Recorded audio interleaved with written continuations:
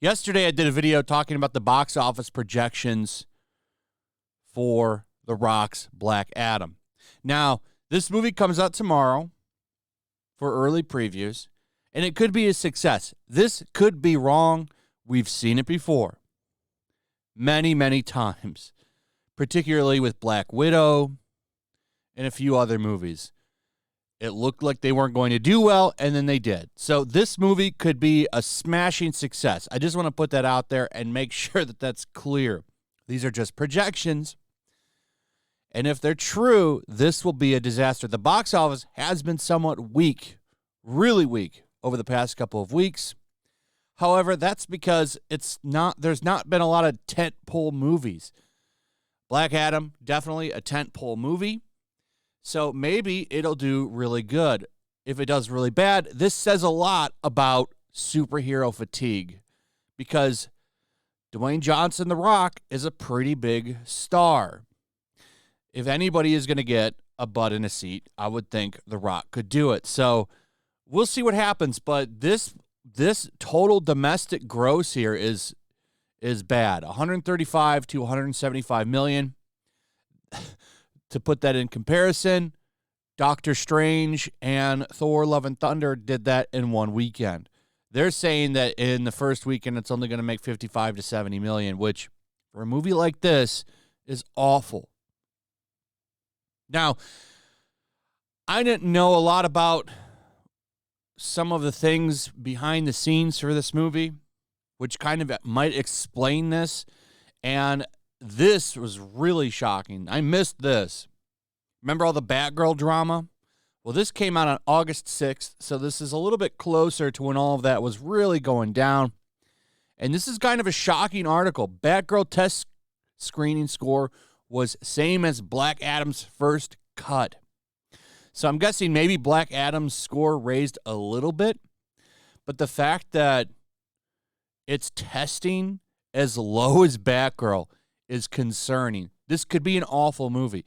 Now, the reason this article exists is because everyone was salty that they canceled Batgirl. Now they're saying, well, look at this.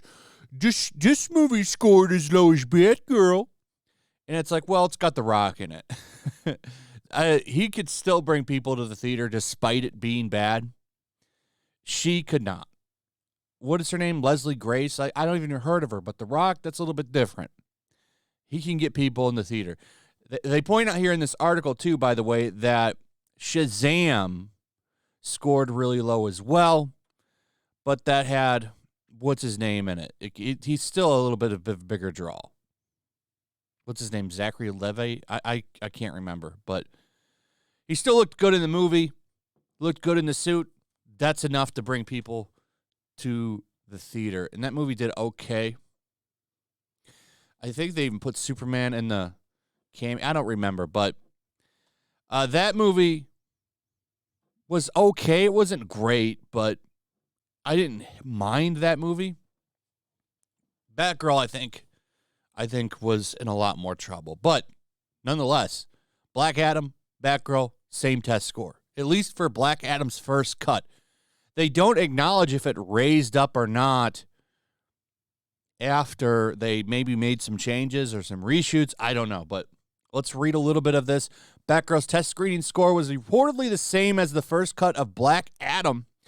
Batgirl was a DC film expected to be released sometime in late 2022, starring Leslie Grace.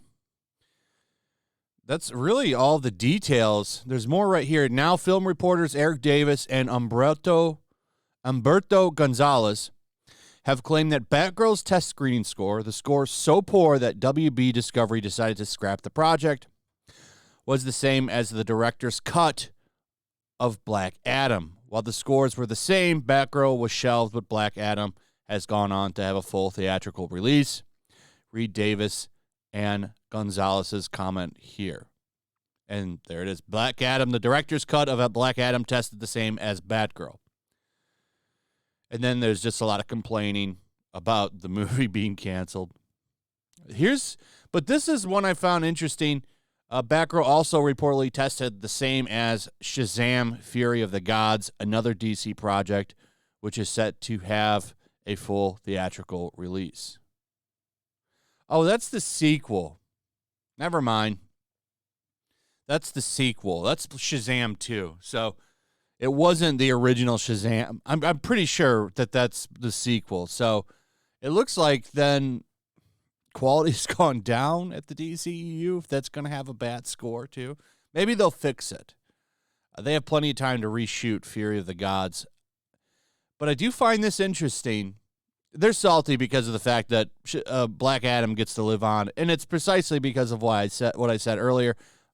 Black Adam stars The Rock, which is why that movie lives on. But they're, of course, going to be salty about it. But I am really curious to how this film is received and how well it does.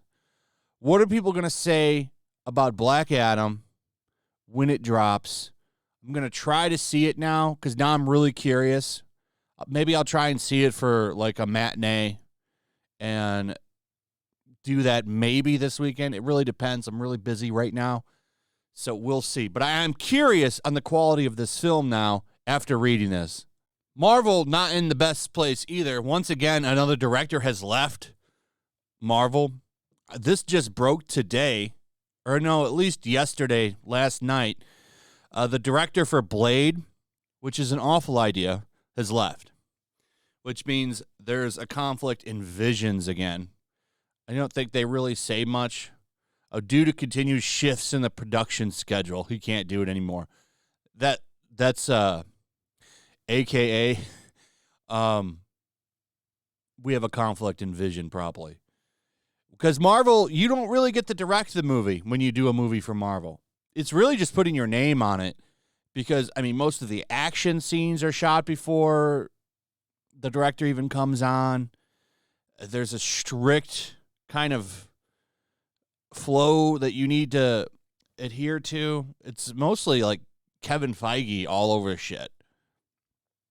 This movie's going to be awful, by the way. A PG-13 Blade is just not anything I can get behind. Those Wesley Snipes, at least the first two Wesley Snipes Blades are amazing. I just can't see those being topped. What's the point? PG-13 Blade is just, it sounds awful. And this actor, Ali, who's playing him, is very talented.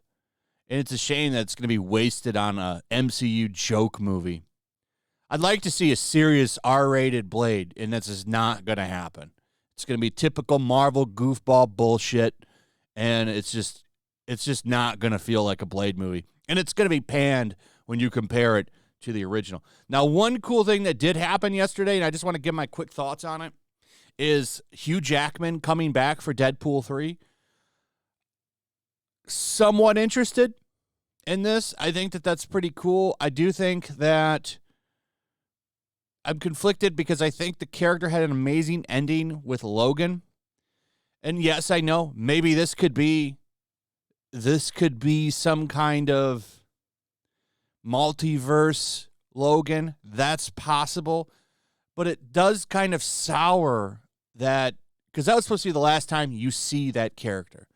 Just like when Charles Xavier died in that movie, that's supposed to be the last time you see that version of the character. Him coming back just to get slaughtered by Wanda in Multiverse of Madness was kind of shitty. I'd rather just not seen him in that.